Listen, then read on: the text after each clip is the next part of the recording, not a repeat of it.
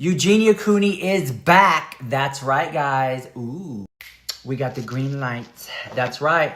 Eugenia Cooney seems to be back online, and she seems to have the receipts. So wait, before I show you the receipts, leave a like, leave a comment, engage. Hi, how are you? I'm Rich Lux. Hi, I make videos every single day here on TikTok, You to the Tube, IG, Snap to the Chat, X. Get out there and find me, Christian Mingle. I make videos every day, guys.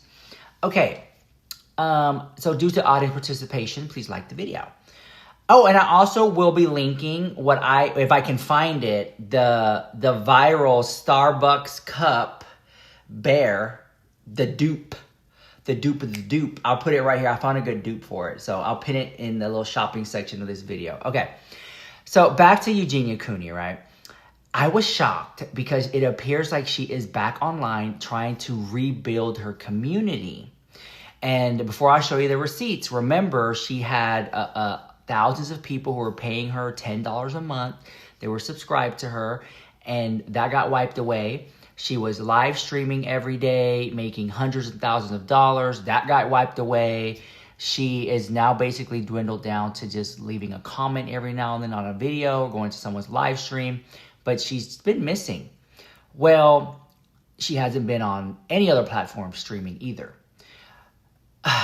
Because of the litigation and the lawsuits. And if you guys don't know what I'm talking about, watch my other YouTube video. You can get all caught up. Well, it appears like Eugenia Cooney is rebuilding her online community. And I say this because I was sent this receipt by one of my sneaky snakes. So if you are watching and you're going to use my clip, give a little credit, guys. Give a little credit to the girl, okay? Put a little makeup on here. You're not going to catch me looking busted, girl.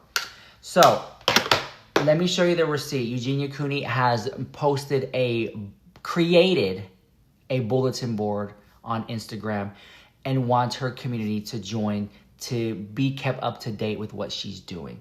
So, let me roll you the clip. Here we go. Okay, so this is the Eugenia Cooney comeback. And here, as you can see, she started a bulletin board right here. And if you're going to use this clip, give me credit. Rich Lux called it out right here. You see any other channels being sneaky snakes, y'all let them know it was Rich Lux first. So this was it. This proves that Eugenia Cooney is trying to make her comeback, coming back to social media after her hiatus from the TikTok lawsuit, banning her from going live. So this right here, I'm gonna let it play because I want you to see that there was no hocus pocus going on. This is Eugenia Cooney's Instagram account, and she sent certain people an invitation to join her bulletin board. And we'll be talking about what a bulletin board is used for, and we also sent Eugenia Cooney a message here, try to get in contact with her. And now we're going to know, what is she going to use this for? She can literally write us and say, hey guys, I'm coming back today. Or I posted a new picture, go check it out. Or there's a new video up on YouTube. Leave a like, leave a comment, stop being shady. Be a lady and subscribe. Drop a give, drop a emote. Yeah. Got my little Mars Attacks cup. I got it at Spirit Halloween for about 30 cents after the sale. I love Mars Attacks. I love it. Okay, so Eugenia Cooney is back, guys. She's creating her online community, rebuilding it up. Probably to be like, hey guys, I'm live again, or hey guys, how are you doing? This is what I'm doing. And this really does show that Eugenia Cooney misses the internet, that she is on, that she's looking around, she's pecking around.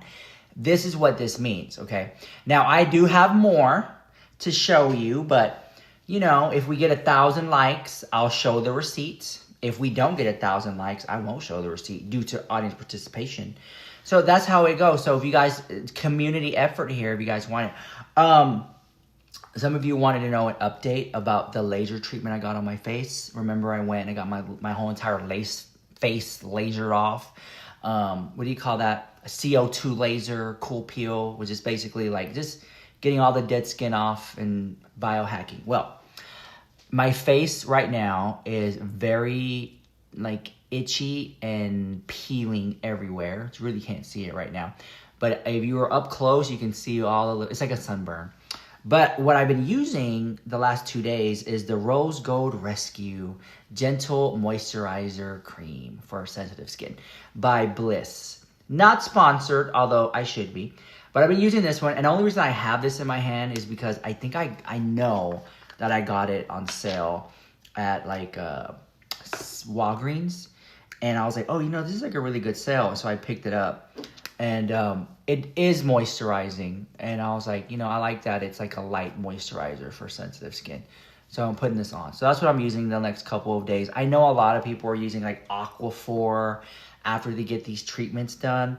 And it's so crazy that like medical professionals are telling you, oh, you know, after a laser treatment, use Aquaphor. And I'm like, that's like readily available. Every drugstore has it. People, I thought you would just use it for like after you get a tattoo or something.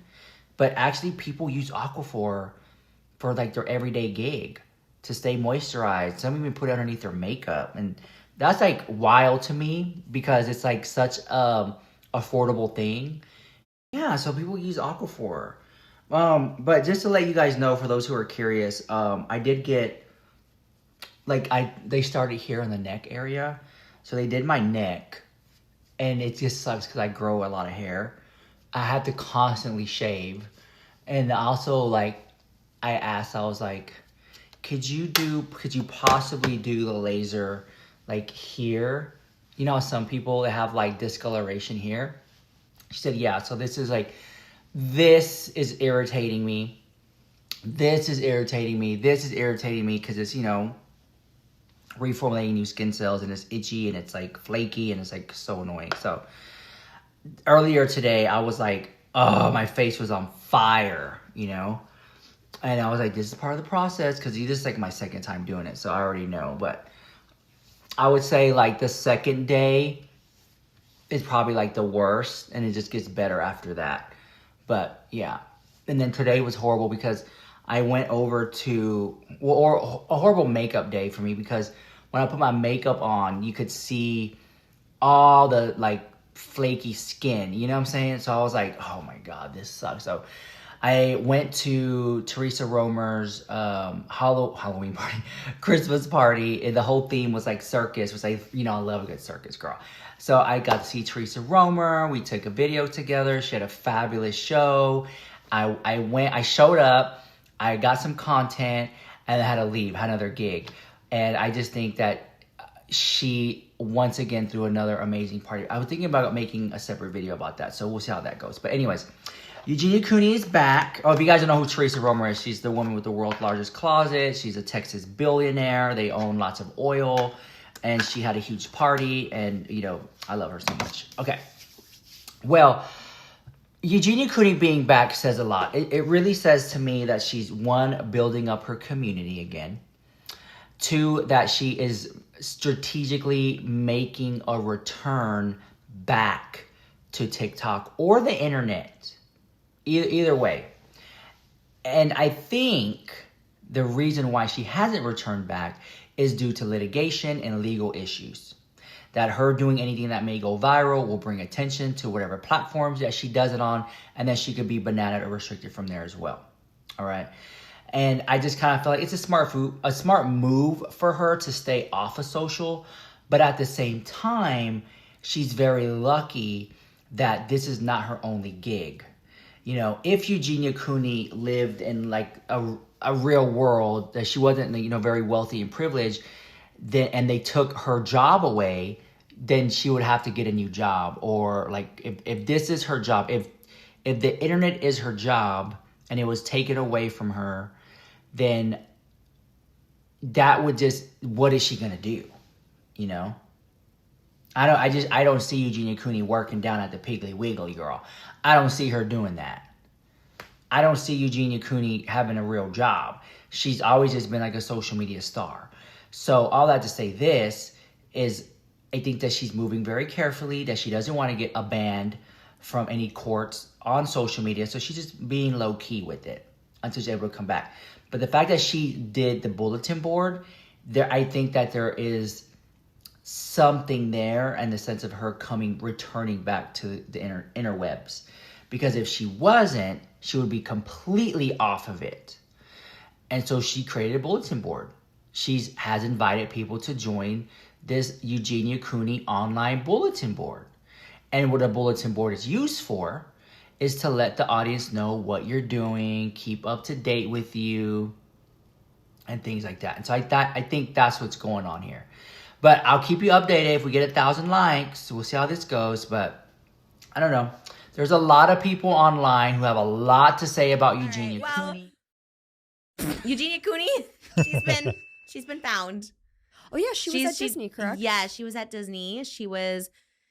Someone took a picture of her and her brother and her mom. They were all, because she was like missing for a while. We were talking about her. I always talk about this with like sensitivity because again, I feel like I try to keep it positive. But yeah, people saw the photo of Eugenia. She was looking not so happy at the happiest place on earth. Her brother was next to her. One thing I hate is body shaming, but obviously everyone came. Oh yeah, a lot of body shaming this week. It was Cheryl Burke on Dancing with the Stars from Alex Earl's stepmom. Did you see that? Really? She told her to go take more Ozempic because she gave Alex Earl a 9. You didn't see that? You watch Dancing with the Stars? No. Yeah, Alex Earl's on. She got all 10s. Cheryl Burke, who was a pro, gave her a 9. Alex Earl's stepmom, who used to be a mistress for someone here in New York, I think. Am I right on that? A New York politician. Oh. Something like that. And that was like her claim to fame. Nothing wrong with it, by the way. No judgment. But she did a TikTok and was like, this is crazy. Why a 9? Go take more Ozempic. Then Cheryl Burke came back and was like, hey, you don't know my story. Like, why are we commenting on people's bodies? The internet was pretty much behind Cheryl Burke. Alex Earl commented on Cheryl Burke and was like, I appreciated your criticism. But now with the Eugenia, her brother, and her mom, people are criticizing her brother's weight now. Did you see this? Yes. So you saw the photo. People are way too comfortable, talking about other people. Yeah, like you said, other people's bodies online. I feel like where's the decorum? Where is the normalcy of how to be a human being and how to be kind? Yeah, people are way too comfortable. I saw that it ended up on TMZ, which I'd never imagined that. I just didn't think that Eugenia Cooney was TMZ. Yeah, I think she's pretty mainstream. I agree with you because while she is just like a streamer, she doesn't necessarily do mainstream stuff. I think she's pretty mainstream. Like, yeah, she's entered that everyone world. I know, like I don't love talking about her because I don't want to ever add to any, if there is an issue going on with her. So I try to always like talk about not body shaming because it doesn't help. Yeah. Absolutely. Big or small on the end of a bigger person. I'm like, doesn't help when you call me fat. Like, we know, we just want to eat more. So I think with her, people ask me about her so much in my real life, which is like crazy because I don't talk about her that much. I don't know if it's like just the body thing that people ask about, but people are like, where's Eugenia? Because people thought she wasn't like alive. That was like one of the rumors. So I guess it's like good she's alive. She's with her mom. Or they were hoping that she's in rehab. Yeah. Yeah. Well, she's part of a lawsuit, is she not? There is a lawsuit, but she's not directly a part of it. Yeah, she's not being sued. Okay. But there's stuff about her that's being summoned. Like they just want to know if because it's like the protection of children, correct? It's more they want to know if TikTok and other companies worked with her and promoted her content while she is kind of like being viewed. So she was trying to like hide maybe from that. But that's one thing. But I think when I saw the picture for me for the first time, because we always talk about her and we think about her and her as a fully independent person doing what she wants. This is what she wants to do. And this is the first time that I just saw like 2 little kids and their mom. And I saw something is going on here that is not healthy for those kids. Well, they're not little kids. I know, but what I saw, I was like, they just looked so helpless, but at the same time, so, I don't know. Because I've been around people with eating disorders that came from control issues. They did not have control. So that was the only control they had over their life. And suddenly I saw, these 2 kids, I can't stop referring to them as kids. These 2 people have grown up in an environment that caused something. And suddenly I didn't see her as an fully independent person that's doing what she wants. It's the first time I saw as her more, maybe she's a victim of something rather than the perpetrator, like the initiator of something. Well, I mean, I've seen that like conversation a lot about her mom for a long time, especially like, what was it from like Shane's documentary that he did on her about like, why are there so many locks? Why are there bells on the door? Like, why is her mother like the way that it's just worried about, and her mom constantly being like, she's fine, I know what she's doing, like just like the comments that are made. And so I think it stems from concern of that. And I think, yeah, I guess I just, yeah, it is one of those situations where I never know what to I don't have advice or like an answer for it. You know what I mean? Like I've just been hoping. People have been preying upon Eugenia Cooney's downfall. I feel like it came from a place of compassion, and now it is just slowly becoming into a place of really, really negativity and hoping, like really like talking about her and waiting for the day that something really awful happens to her. And I'm like, I just can't imagine talking about another human being like that and like not hoping that she comes back from whatever it may be, you know? As you said at the beginning of the episode too, I think it's like the change and growth of it all too, right? People were like, she needs to get offline and get help. Then she's offline and then this happens. Yes. You know, there's like a leaked photo and now there's speculation. And then now her brother's being brought into it. It's like his weight and his art and like all the things that he does about her. Like then it just becomes even more of this like circus that she can't escape from. She's trying to be offline. She's not trying to rage bait anymore or body check or whatever people were accusing her of doing.